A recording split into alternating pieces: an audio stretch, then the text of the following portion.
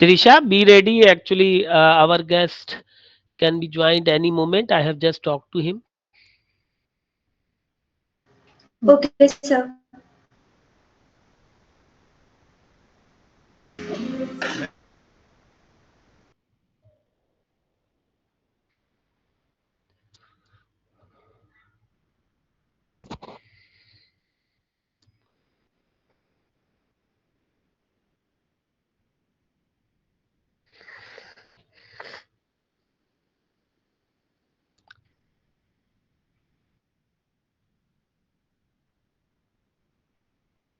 Trisha sir is here. Heads आपको भी मैं बोल दूं.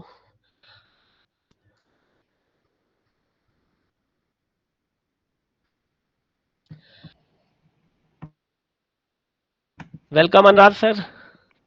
Thank you. Trisha. Welcome, sir. A very Can good evening to all the present dignitaries.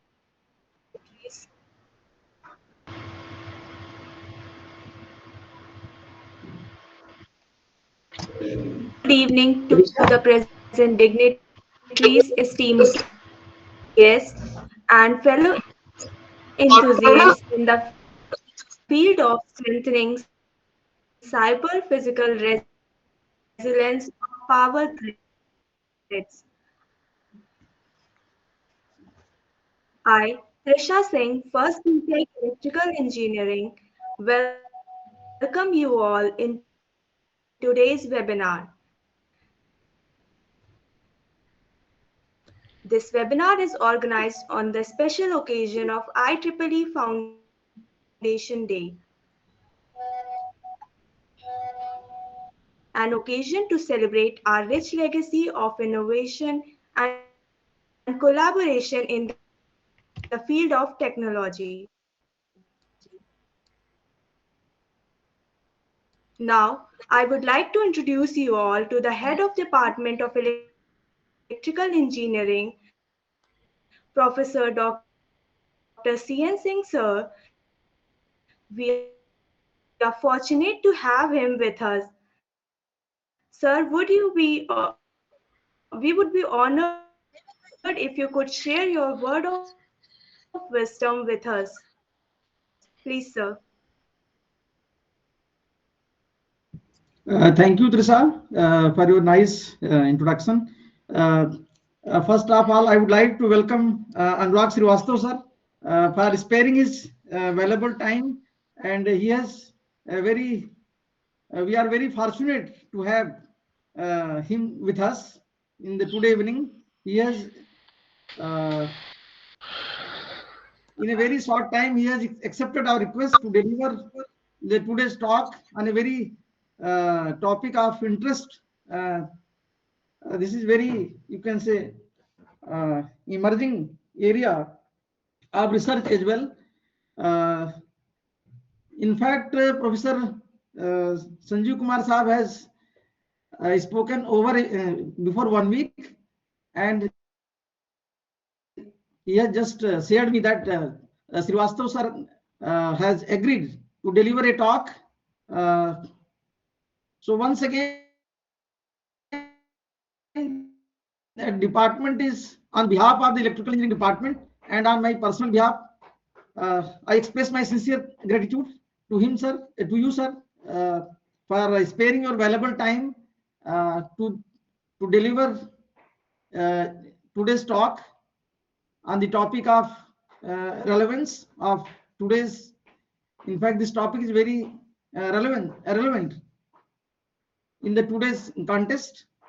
Uh, Certainly, I am quite sure and confident that the researchers, UG students, PG students, and PhD scholars of the department, not only from the electrical engineering department of this university, because as I have been informed that many participants are from other states of the country as well, like from the Karnataka, from the Uttarakhand, from the UP, from several other states of this country, and not only from the India. I think some participants are also from other countries also. So all of us, we are very eagerly waiting for this talk.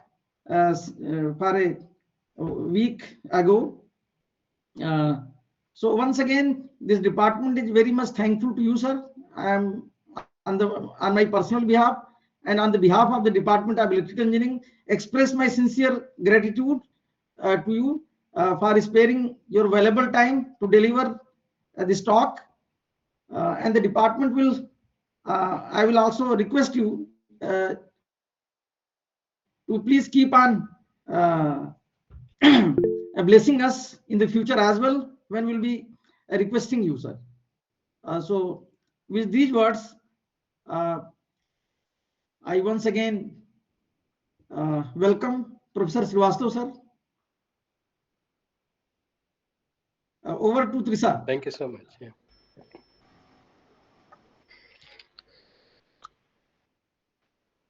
Thank you, sir, for your blessings. Now, without any further ado, I would like to introduce you to the distinguished post holders of IEEE who have graciously joined us today. Firstly, we have Professor of Electrical Engineering Department Dr. Sanjeev Kumar sir, Counselor IEEE and Faculty Advisor Power Electronics Society. Then we have Mr. Yugal Kumar Jain sir, Mr. Arunen Pratap Singh sir, Mr. Akash Palewal sir, Ms. Shweta Kumari ma'am, and Mr. Aditya Keshwaji sir. It is requested to turn on Now video. coming to student branch chapter post Trisa, holders. your voice is First not and coming through. foremost, we have IEEE Power Electronics Society, student branch chapter chairperson, respected Mr. Ashutosh Yadav sir. Then we have Mr. Anushej Pandey sir, Mr. Kanika Pandey ma'am, Ms. Jasmeet Kaur ma'am, and Mr. Unnati Anand ma'am. Today, on the occasion of IEEE Foundation Day, I would like to introduce you to a distinguished guest who is an expert in his field, Dr. Anurag Srivastava sir.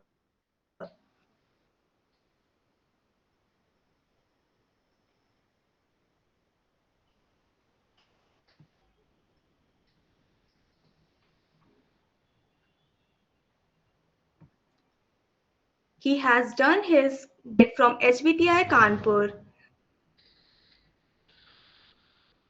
has completed his PhD from Illinois Institute of Technology. He is a Raymond L. Jain Professor and Chairperson of Computer Science and Electrical Engineering Department at the West Virginia University. He is also an adjunct professor at Washington State University and senior scientist at the Pacific Northwest National Lab. He is a senior member of IEEE, co-chair of Microgrid Working Group, vice chair of IEEE PSPSOP Bulk Power System Operation, chair of IEEE PSDP Voltage Stabilizing Working Group, chair of IEEE BPSO Synchro Phasers Application Working Group, co-chair of IEEE Distributed Optimization Working Group,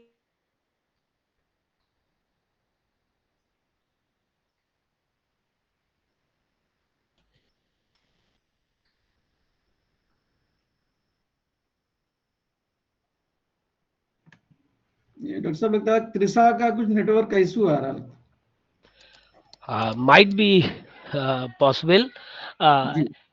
and yes, see, if we talk about the introduction of our Anurag sir, it would take, I think, Yes, two yes, hour, yes. 3 hour is more less Two, than 3 hours for are that. less So because I request to Anurag sir, please take over the stage. It's all yours, and it is my pleasure to have you with us. Not being such a wonderful personality, but also the alumnus of our HBTU family. So I once again welcome Anurag Sahab to you, and stage is all yours. Please. नहीं, ये तो बड़ी और खुशी की बात हुई कि सर यानी कि हरकोटिया में है. जी सर 92 और मजे की बात sir in fact all this things on air ji, ji. one of my friend who was doing PhD under Pramod Agrawal sir Sanjeev Panala ji he did PDF ji, under ji, sir ji, ji. guidance अच्छा, under sir yes guidance. sir yes sir so Anurag तो sir please so enlighten the us with your department is basically uh, we are fortunate enough exactly to sir have with today's evening. Thank you so much. No, it's my pleasure to be here. It's always good to talk with the students that where you graduated from. So it's it's my yes Yes, pleasure. yes. So let me start with sharing my slides, and it'll be good if you ask a question through chat so that we can answer later.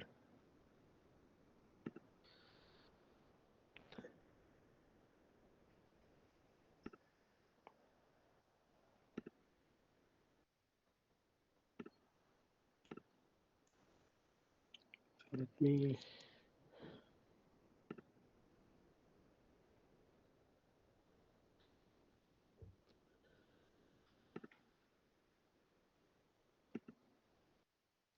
Says can't share my screen. just a minute sir let me allow just give me a second Yes, I'm sharing on the Mac, and there's sometime there is a yes permission yes issue from here yes too. yes just a minute sir just a minute actually sir from here I have allowed share screen Okay, to everyone the permission is granted from my side as a host you just check at your end please okay. Let me.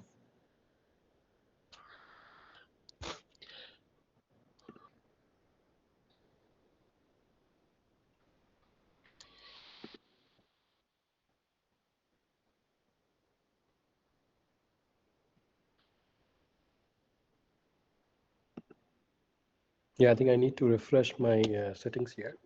Just give yes me one sometime minute. it's required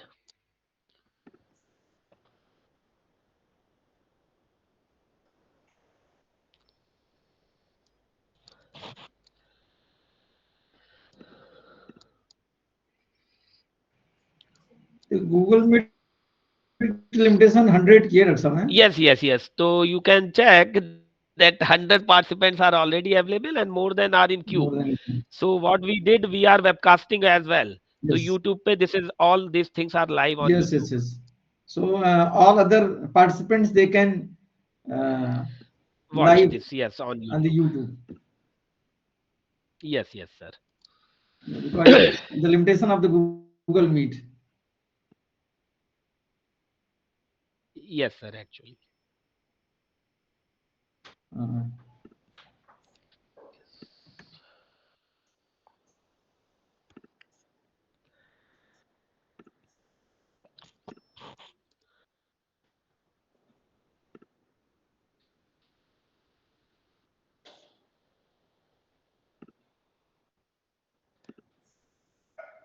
So it's taking.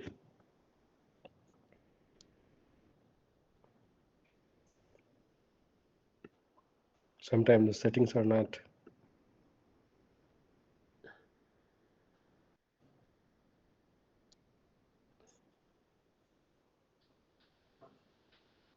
Shit.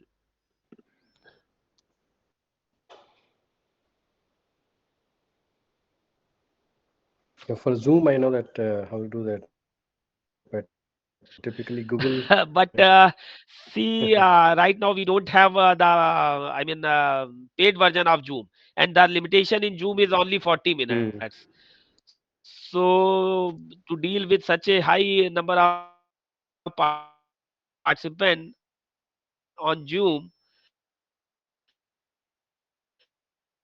That is why we prefer this Yeah. Google Meet. Or one thing, So I allowed, but still it's not allowing sir, me to in that share. case, let me check whether I am able to share my screen or not, so that if it is possible, I'll take your presentation, then I'll share Hmm. this. Just, fine, fine. So from my side, it is presenting. So sir, if you feel like, you can send me on WhatsApp, Hmm. so that I'll share from this side. Yeah, the Or file is you very just large, but let try. me try. In that case, it would be difficult.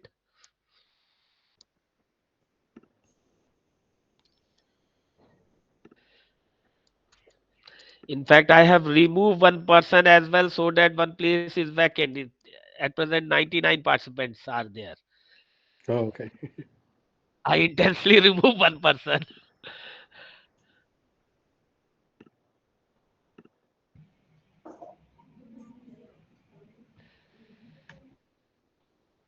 This type of technical issue comes This several is times only when we. drawback with the online. Yes, yes. All the we have to afford.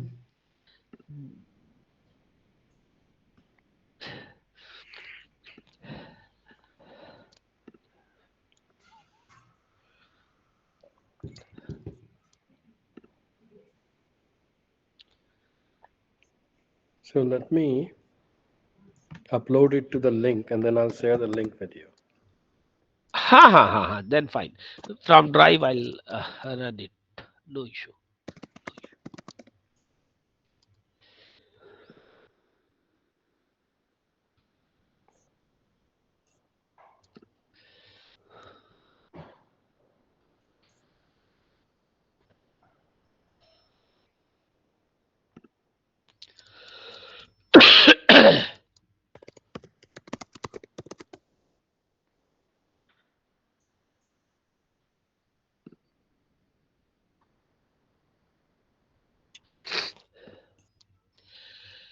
Aditya, meanwhile, if you wish, you can change the layout of Google Meet from Spotlight to Trail,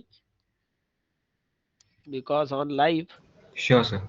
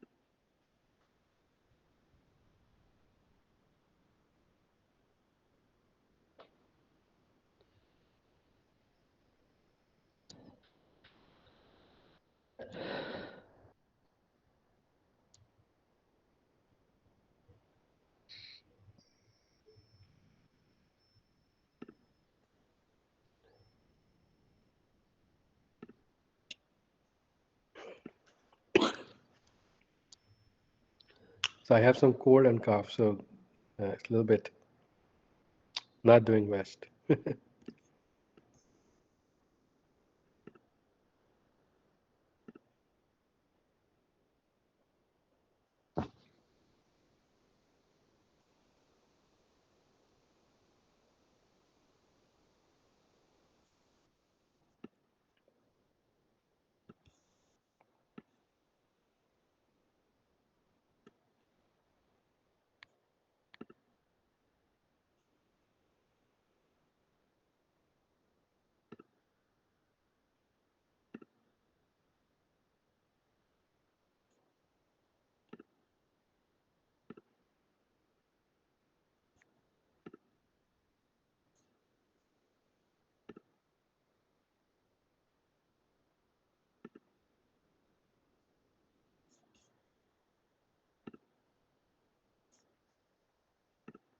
So should I share the link right here, like in the chat here?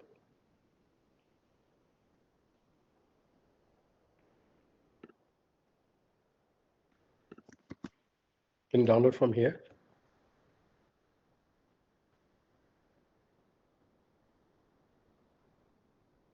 Just in the chat.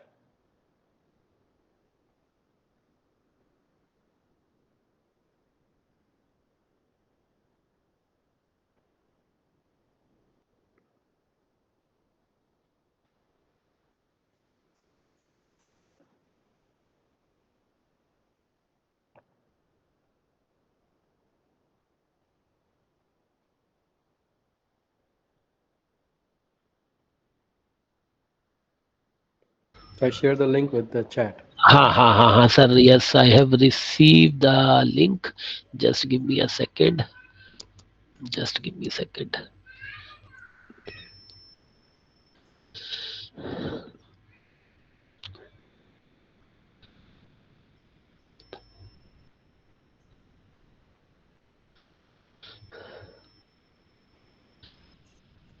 I hope link is visible to all.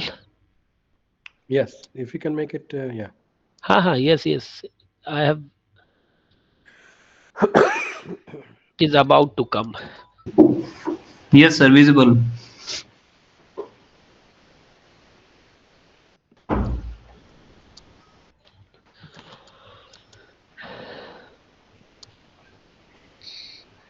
So slides are not coming now. Just a minute, sir. Just a minute. My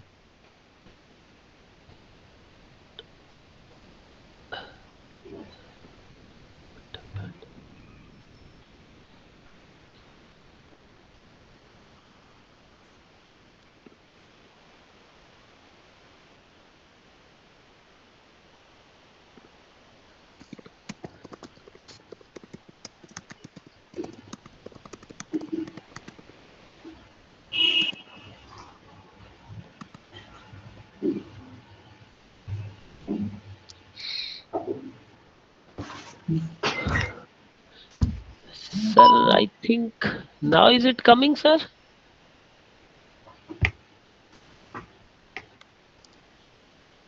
It is still coming.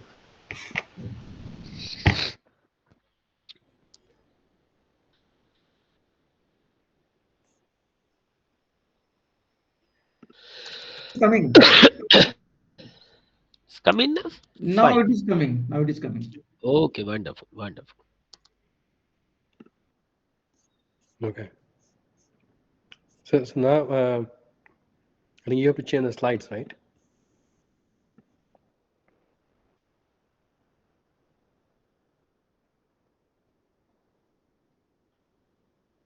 Right. So 'cause I cannot change the slide from here.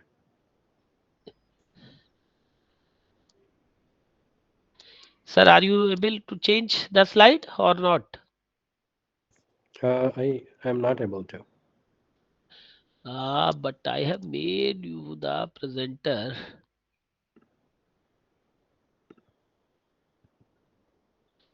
Okay. Now I can do that. Yeah. Okay. I don't know if you change or I change, but let's start. Uh,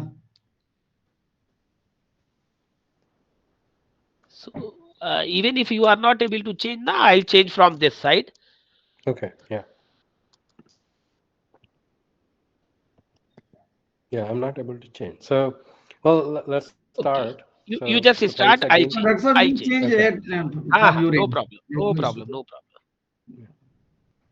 All right. So thanks again, and sorry about technology glitch that resulted No, into no, a it's few all right, minutes. sir.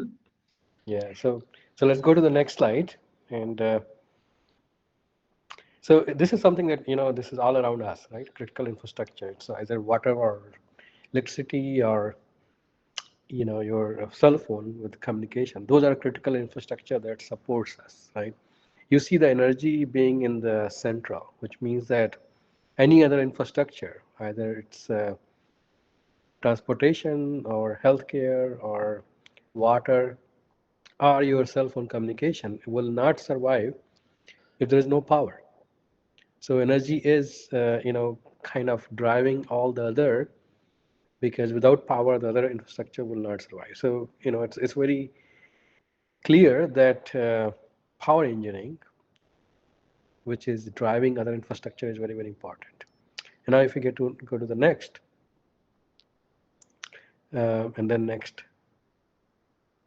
So energy is central, and energy is being operated by this control center. So maybe some of you have been already been there. Um, and if you look at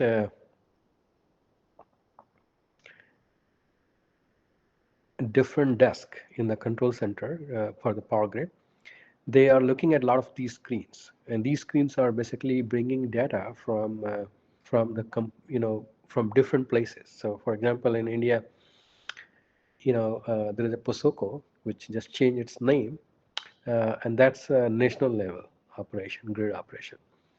And then there is this regional level grid operation. So there, they call it load dispatch center. And what they do is that they bring all the data from all the transmission line, all the generation, and all the substations, and then they decide that is everything is good. Everything is good means that frequency is good, voltage is good, because all of your appliances at home, whether it's light bulb to any washing machine, they are designed for a certain voltage and current and frequency. So frequency and voltage becomes very important because that's what it's rated for, and we need to produce that through the grid. So they are monitoring frequency here, they're monitoring exchange on the transmission line, they're monitoring the voltage, and then making sure that if it's not good, that what can be done to fix it.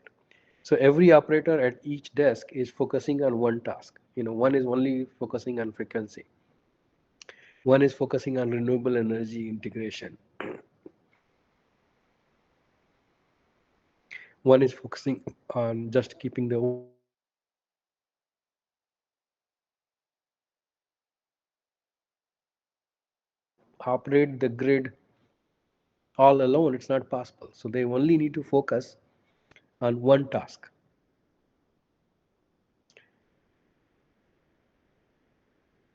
Because it's still it's very challenging just to do one thing, right? Now, if you go to next slide,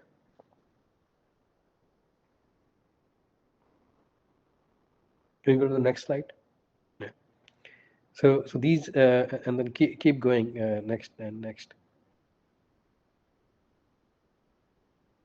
So all of these news that is coming, it is causing a lot of problems for the grid because and that's a cyber attack.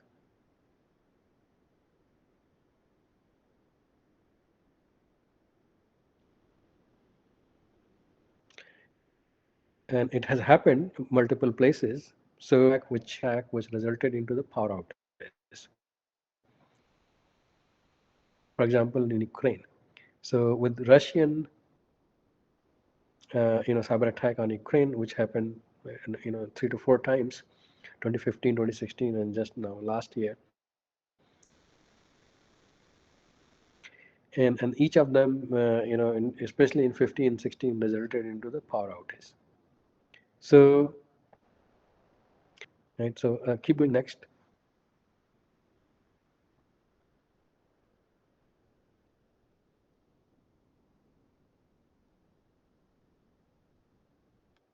Yeah, just keep going next. Yeah.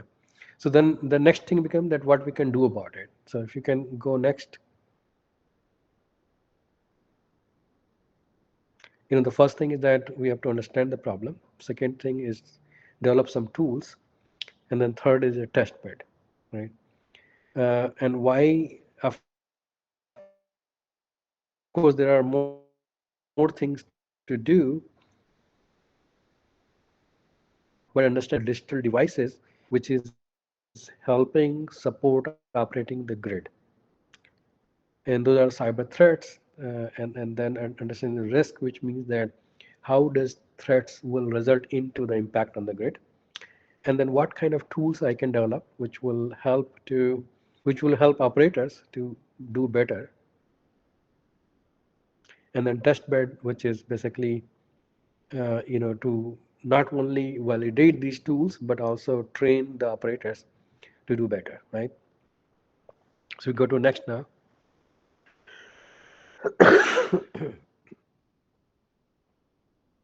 So now we'll talk about each of these, one by one. So yeah, so we go to next. So first one is, understanding the challenge, right? So if we go to next.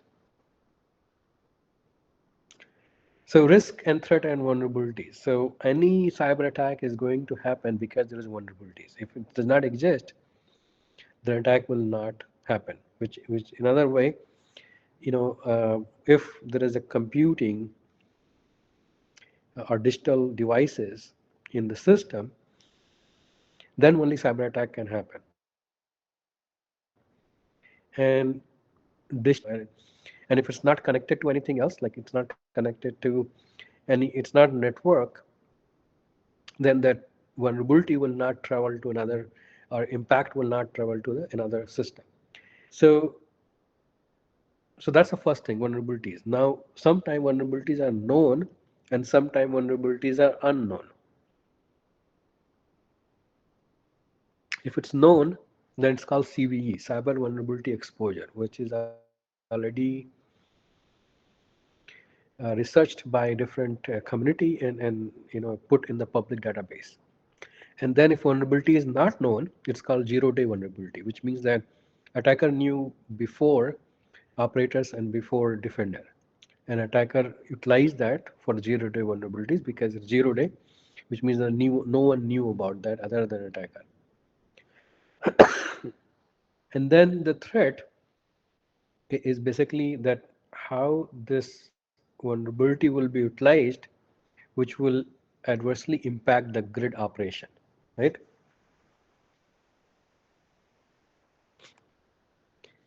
So threat, and then the impact, which is not only the impact at that time, but also in the series of events that will happen because of that attack. So if you think about it, it's vulnerability which will become into threat to the system, and not all vulnerability will become threat. So any device which is connected to the rest of the device will pose bigger threat compared to one device which is only connected to one substation and not connected to at all any big generation or big transmission line. It's only connected to one small solar. So the threat is small, right? And then the impact is that how it will propagate to the system. So over the year, if you look at, like, let's say, almost like 16, 18 years before, threat were less, right? But now threat is more. Vulnerability were more at that time because we did not know it.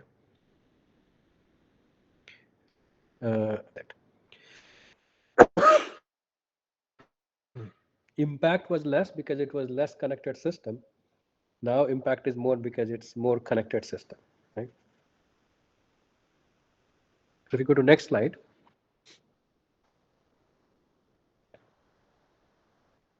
So understanding cyber attack, and there is a lot here. First thing is that any cyber system that we're talking about, which is helping to operate the grid, it includes software, hardware, and networking devices. An attack is not possible if a practical vulnerability does not exist. So vulnerability has to exist for attack.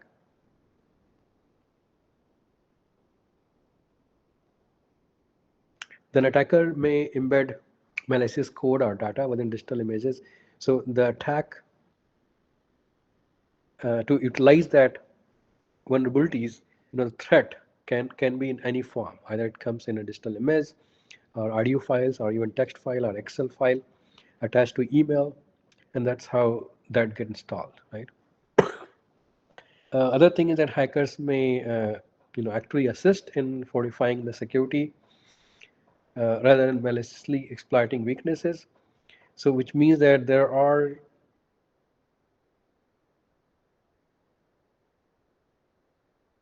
good hackers and there are bad hackers. Bad hackers is of course malicious, and the good hackers are the one which is vulnerabilities and then telling them and getting paid for that. So every good sometimes they also have hikers in their team as a grid operator because they are trying to find that do they have vulnerabilities. Now, education is very important. So now cyber attack or cyber impact is like a life skill, right? Just like swimming and driving and other kind of things. Why? Because you have a bank account, you have a all your digital ID, and if that get compromised, it's a problem. So cybersecurity education is now needed for everyone. And unfortunately, all the attack that happens, 95% is from human error. And almost 75% start with an email, which we use, every day, right? And if there is not attack happening, it's just because, of any cyber crime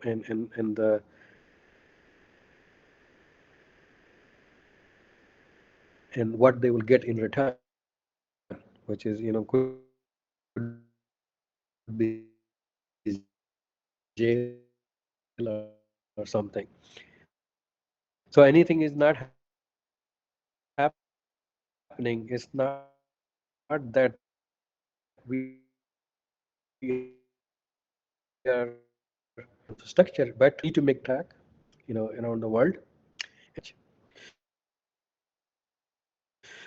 And which is probably already should be known to you, that weak passwords make almost 80% of the hacking related breaches. So we should be very careful. And then the connected IoT devices, right now in the world, which is the first step, which is not much secure because it's not even owned by a grid operator, or more than 75 billion expected by 2025, which is just next year. So if you go to next slide.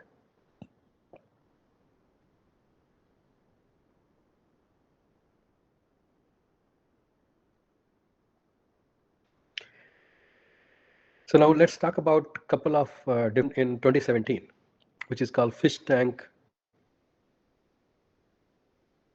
hack, and which will be very surprising for you that a small fish tank, how it can be a starting point of a cyber attack.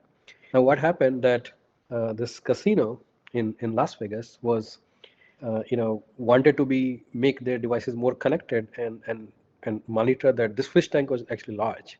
So they wanted to make sure that fish are safe and temperature is maintained good. If you know that Las Vegas in summer gets very hot. So, and also they wanted to measure that how clean the water is because there are a lot of fish. This is a big one, so it might get dirty, and then instead of monitoring it manually, if you do it through digital sensor, we have a casino which is some of those casinos are very very large. It's as large as the whole campus of SBTI. So that could be that large, and several thousand people can stay in their hotels. So to make that not do things manually, they they put this sensor and brought the data to a control center of that casino, and because they had this and this has vulnerabilities, this networking and devices that they put here, the computer chip. So that's how attacker started with this phishing tag because it was not secure. And from there, they were able to get to their control center, and that resulted into a several $1 million loss to that casino. Other one was 2019 in England, and this is called a wishing attack, which is wise phishing. So what happened here that basically a criminal, which is cyber attacker, they used voice generated AI software to imitate like a boss of a German company and that owns a UK based energy firm. So the criminal called the UK CEO, which of course is the UK CEO has a boss in Germany because German company is the one which owns the whole group of company. and tricked him into, basically said that, send me this $243,000 to a supplier in Hungary. And they did it once, and then they try to do it again, second time. And this time, UK CEO was a little bit surprised because he just sent it. So why two times he's asking on the phone? And then he reported for check and called back German boss, and then figure out that he has been tricked. So vice phishing is again is real. If you get a call for asking for something which is your dad and your mom voice, don't believe it. Okay, next go to the next slide.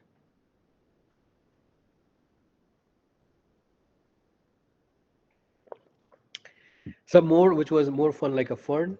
So in 2014, San Francisco, someone just got into the traffic signal system and put on a road that Godzilla attack turned back. And so which means that if someone can do this fun, then it's really can be attacked too, right? For changing the lights. Then another one was in 2019, when French authorities found five different people who basically did the attack on the gas pump and stole more than 25,000 gallons of fuel by hacking it remotely.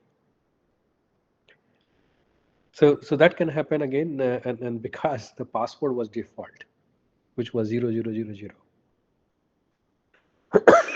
So again, this should be taken very seriously because this default password also exists in the power grid a lot. Okay, so we can go to next one.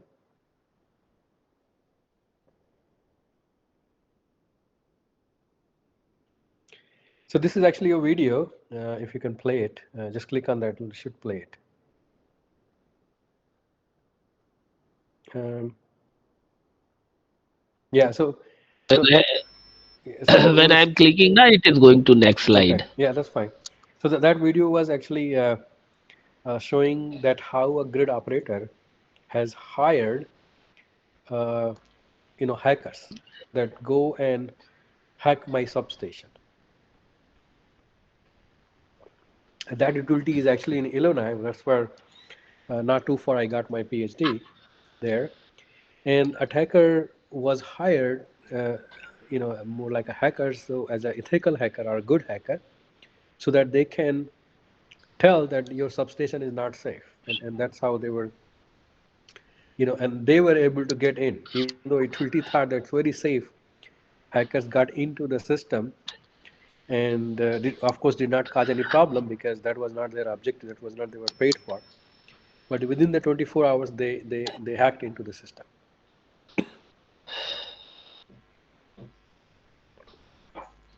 So now, if that can happen, then next thing is that thinking about that, what is cyber resiliency, right? So resiliency is all about that. Even if you get hacked, how do you survive, right? Because you can never make it 100% secure. So that does not mean that we don't focus on security. You have to still make it as much as possible secure, but trying for 100% is possibly not possible because 97%, 99%, if you can get there with some cost saving, then you focus on if it get hacked still, then how do I survive, right? So that's what is cyber resiliency. So now vulnerability resulting into this high impact, we have to choose that where to focus our money and effort, right? So the one which is like the high impact one, and that we need to find out through simulation and through some kind of analysis, that should be of course prioritized. So if some digital devices is connected with small solar, that's not our priority. The sum which is powering the substation with generating unit of 100 megawatt, that is our priority, because if that goes down, it's a big problem for the grid. So we need to prioritize. And then the data security and system security is of course important, but IT security, which is typically your computer security, is very different than OT security. In IT security, you can send the patch, you can fix things even after detecting, and you can quarantine. In OT security, it's that's not possible, and the data that is being used is also different. So OT security is different than IT security, and of course it impacts safety. So that's another thing. In IT security, it does not relate to the safety, but here your generator can actually burn, your transformer can be a problem in the sense that it can blow up. So safety becomes more problem in OT because it's tied with the physical system, while your computer is not tied with any physical system. There is no infrastructure being run by your computer. And sometimes, we see a lot of examples of those. So like Stuxnet that happened in Iran in nuclear, Aurora attack, which if you just try on YouTube, Aurora attack, on generator, you'll get that, where one generator was basically burned by a cyber attack. OT system, of course, follow a certain standard, and network traffic analyzer is more important because you need to find it as soon as possible. While in IT, your focus is more on device level. Cybersecurity plan and creating it and policy and metric is of course important. And then we have to minimize the risk, which is a kind of second step for cyber resilient grid. And after the first vulnerability analysis and prioritizing it. Uh, all the method that we use in IT, like access control, continuous monitoring, all these are important too. And then comes the data should be how to utilize, and we have to do some kind of continuous monitoring, which will also keeping in mind that computational cost should be low. So we can go to the next slide.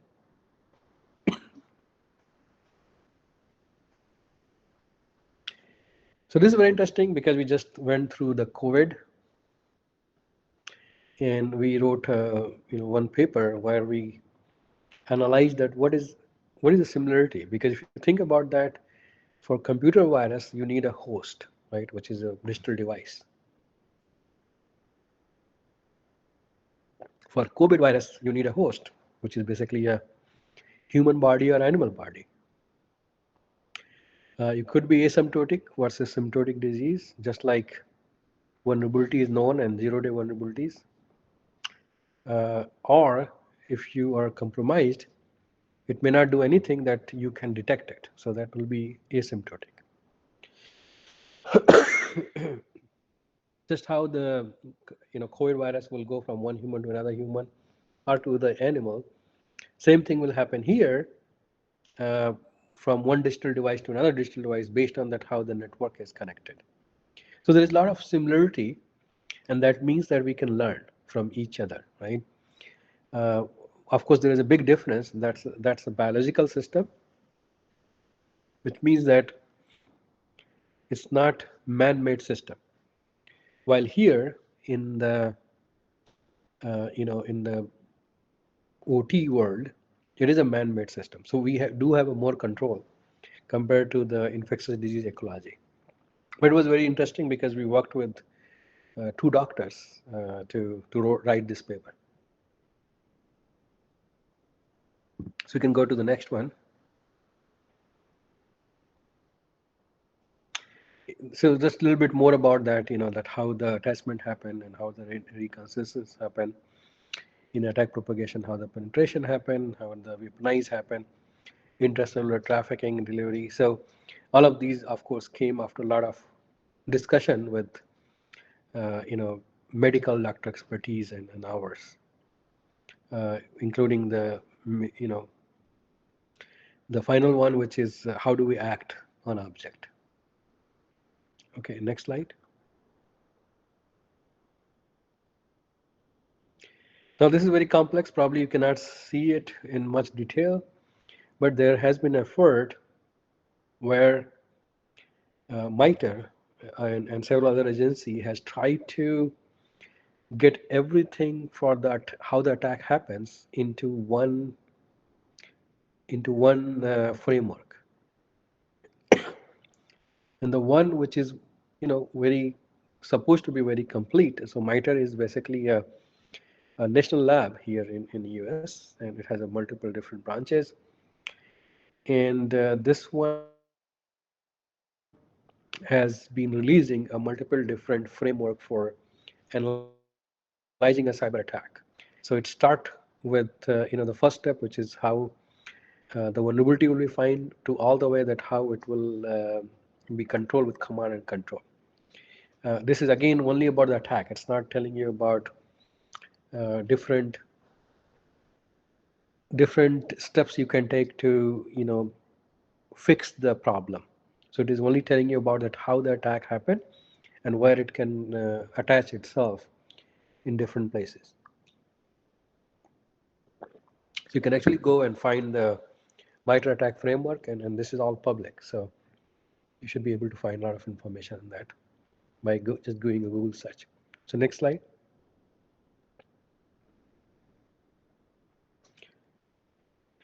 So now let me talk about second part, and then I'll talk about third. So yeah, so go ahead. The next part, next slide. So first thing that I started thinking, that was like 10 years before, when the attack was increasing, that how do I know that how resilient I am to a cyber attack? Which means that, for example, when we, like get a, like, let's say, cold virus, right? So sometime we get sick and sometime we don't, right? So like right now I have cold and cough. But a lot of time I don't get sick. Even my kids get sick. So which means that there is a virus at home, but I am not getting sick. Which means I'm more resilient to that. I can fight those virus. And sometimes I don't. So it depends on the overload and how resilient I am, right? So same thing, even if I get compromised by a virus, which is, of course, I'm talking about cyber attack or malware, then how do I know that how how much I will survive? And when I say how much I will survive, I need to measure it. And survive means what? For the power grid, survive means continue supplying the power load, right? Because that's the ultimate goal for the power grid. We already have that concept in power grid, like reliability, right? That how reliable is the power grid. But resiliency is something else. When you are under a hurricane and when you are under cyber attack, when you are under a snowstorm, when you are so earthquake, you can talk about a lot of different events which reliability will not tell you, but resiliency will. So we worked on that, and we wrote different books. So I wrote on one, cyber resiliency, which is a textbook, and then the next one just came last November, another book which is about resiliency too. And what is important here is that resiliency depends on multiple different things, like how and we are talking about the biggest man-made machine ever, which is a power grid, right?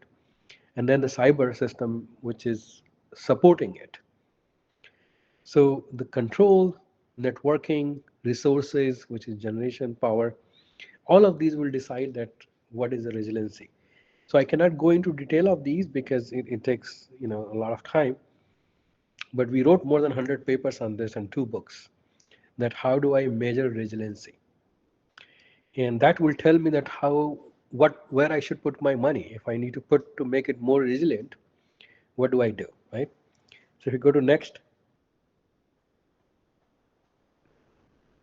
so that resulted into a lot of different tools. So we developed some tools for utility industry, using all these fundamental approaches for looking at the control, networking, graph theory, decision making process for cyber,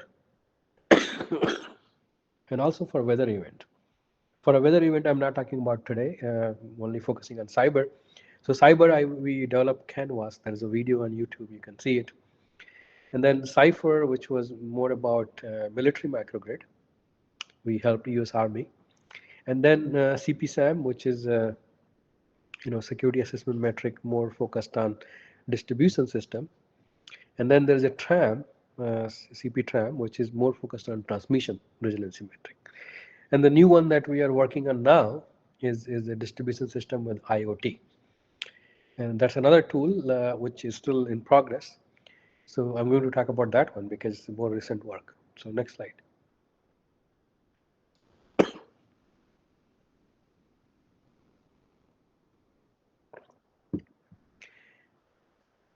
So power system with IoT, first thing we find that there's no definition. There's no standard definition in literature that what is power system IoT. If you look at IoT, it should have some computation power. It should have a unique IP address. It should be plug and play, and should have some autonomous, right? So we started applying that to the power IoT, and then we find that HVAC controller, if it's a digital, it is IoT. Your solar PV is IoT, battery storage is IoT, electric vehicle is IoT, and then we defined those definition, and then how do I quantify? If you go to next. So then we started working on this project. So we worked with MIT and Princeton to look at, how do I define the resiliency metric for power grid with IoT? And just like any other work, it starts with first modeling and creating a data, because cyber attack is something that we cannot do an experiment with real system. For cyber attack, you need to imitate a like a digital twin and do like that. So we started with that and generated this model which is integrated in physical system, which is GridLab-D, and then we also model the cyber system in Mininet. So if you go to next.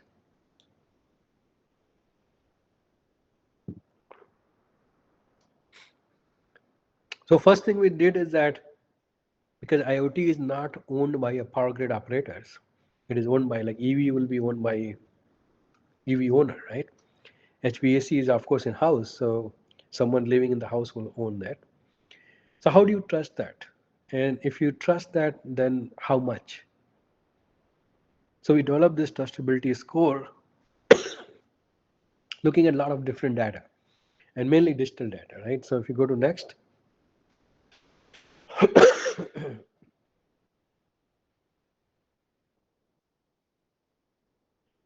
So what we did is that um, we developed this machine learning architecture, which is basically collecting the data and learning the relation between input and output, which is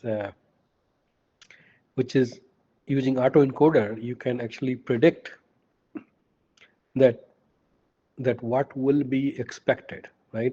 So without cyber attack, if you take the input and convert into encoded data and then encoded data back to the same input data, which is recomputed, if you find a difference, it should not be much, because you are reproducing the same data that is going as an input in autoencoder. And then using that, if there's a cyber attack, then of course this match will be not there.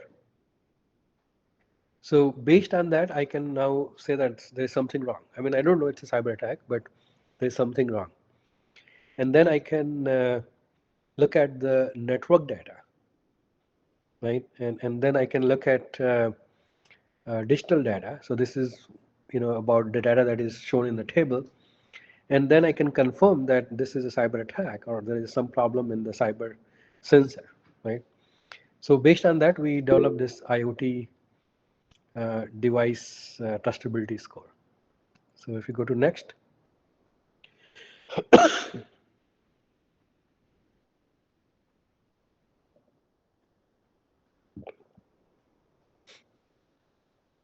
If we go to next.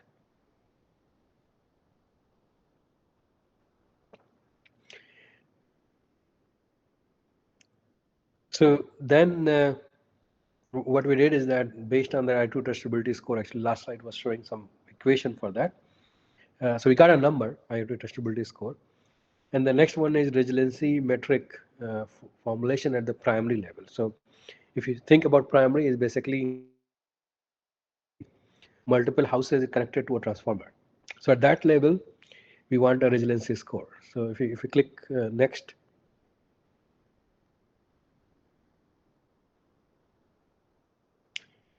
so what we did is that we collected a lot of different factors other than trustability score, and then apply fuzzy AHP. So AHP is multi-criteria decision-making process, which is analytical hierarchical process, AHP.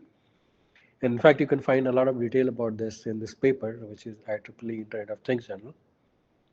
And and it also gives me the weight. So it's basically if you have multiple factors and you want to combine that. So we applied this fuzzy HP and then got this new score, which is uh, and those factors are basically telling me that what will impact my resiliency, what will impact my ability to keep supplying the power to below the primary and secondary, which is basically a secondary transformer. If you go to next slide. So this just give you more formulation that how do we get this, PNR, which is primary level nodal resiliency. I'll not go into detail of this with the time. So you can go to the next.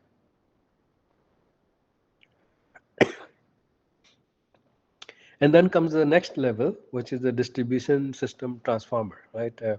Which is substation. And then that's where the transformer is. So this is the upper level resiliency matrix, which depends on PNR, primary level nodal resiliency, and also IoT trustability score. And then we do the same thing that then find out multiple different factors which will impact my ability to keep supplying power. And then using all those factors, we apply AHP again and get the resiliency score. So if you click next again, and then so this is the formula for DSR, which is distribution system resiliency. Again, by combining all of these different factors together. You can click next.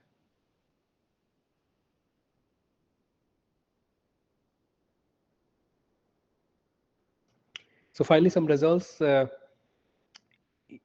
is what we wanted to see, that if I do attack, my resiliency should go down. And this is what you see exactly in this figure. So anytime resiliency is going down, it is caused by one of the attack. Either it's a different kind, like short suspicious event, or it's a malicious event. You'll see going down, and if it's a short one, then resiliency will come back. So this is what's shown here. If you go to next.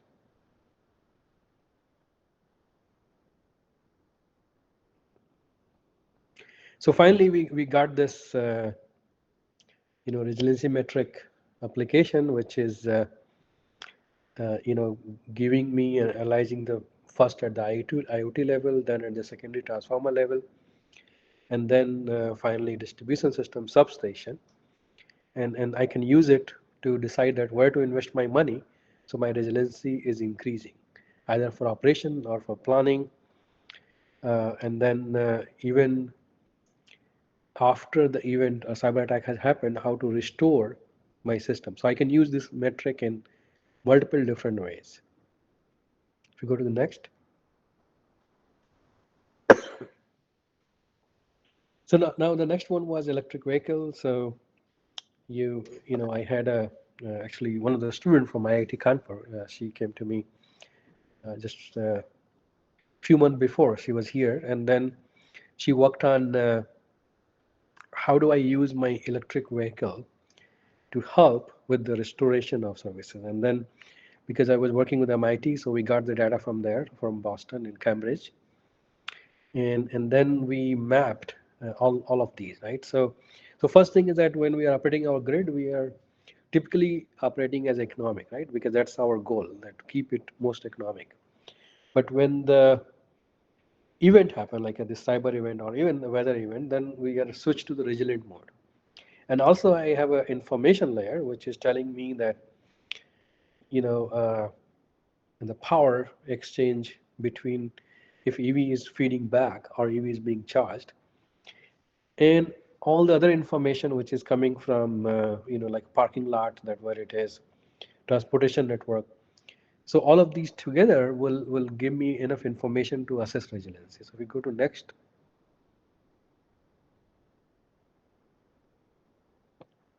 So we basically took that Boston Cambridge area and converted to electric grid and also transportation network. Next one.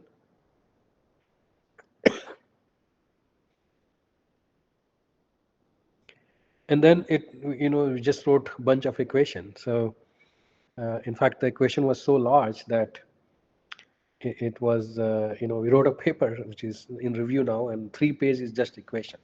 Because now you're dealing with transportation, you're dealing with electrical, you're dealing with cyber, and you're dealing with different two modes, right? So a lot of constraint and EV and different mode.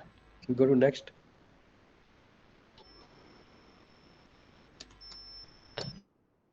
So basically what's happening here is that integrated power and transportation network in resilient mode and then EV parking. And we are doing it in different mode. So step one is basically resiliency, where distribution system restoration is being done with solar and with wind. While in step two, we are using some of the DER and also publicly owned EV, which is like electric bus. And here we do have a lot of electric bus in a school. And then in third one, if someone owns a EV and they want to participate in demand response, we can also use that. So next one.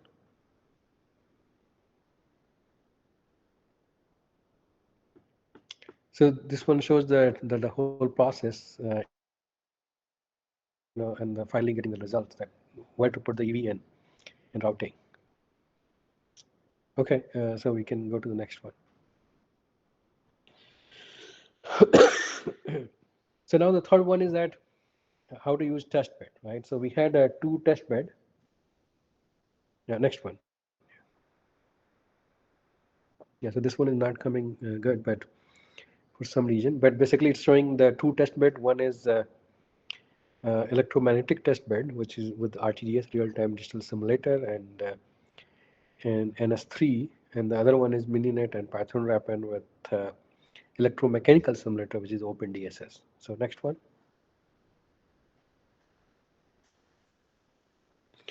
And then we expanded that because, if you remember that I talked about that 95% of a cyber attack happened because of human mistakes. So we also have a control center where we have a human operator, and we can actually measure how stressed they are with the skin response. And we basically collaborate with cognitive scientists, and we can also track their eyes when you're looking at the screen. So if you go to next. So this one is just showing the Splunk, which is for the cyber monitoring. And next slide. And this one is for humans. So this, if once they put this eyeglasses, I can see that where they are looking at. And then there is also this, like I said, that there is skin response, which is on the side, where I can measure that how stressed they are while making a decision. So next one. So this one shows you the heat map that I can figure out that where they are looking at exactly. So if you see the red, that's where they are looking more often. And this has to be window, because so I have to get the 5 minute of data, that what information they are looking to make decision. And because we have practiced it several times, so I know that where they should look at to make a decision. Next one. Yeah, so next. So finally, just to end that, I think I talked about a lot of different things: cyber, physical, and human. So grid is not only physical system, that typically we learn, but because of so much integration of digital devices and with human grid operator, it's basically cyber, physical, human, not only in terms of operation, but also in terms of user. So we, as a user of power with our own IoT devices, have few things which is very important and will impact the grid operation. And then there is a IoT based DERs and other devices which which of course leads to some impact. It offers flexibility of operation but also brings vulnerabilities. Only thing we can do is that by learning from data, and that means that we need more sensor. These kind of metrics is very useful, like trustability score, PNR, and display system resiliency metrics, because it helps me to operate, plan, and also restore the power in a prioritized way to make it more resilient. So we basically develop this metric. That's what I talked about, which is scalable, and it can of course help with increasing the resilience of the power grid. Test bed is very important because we cannot do experiment on the real system with all these things. And with the test bed,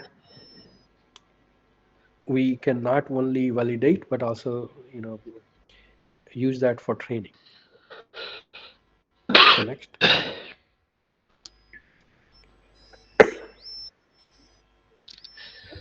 Yeah. So with that, thanks again, and again, it's my pleasure to participate here.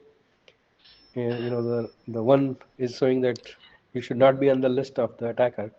So make sure that you make your password and everything secure. So I'll be ready to take some question if there is any. Thank you, Anurag sir. So, participant, if you have any specific query, you can send it on in chat box.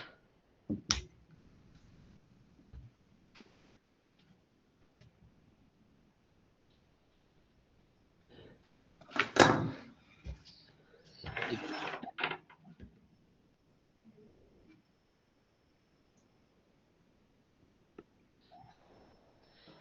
any specific query,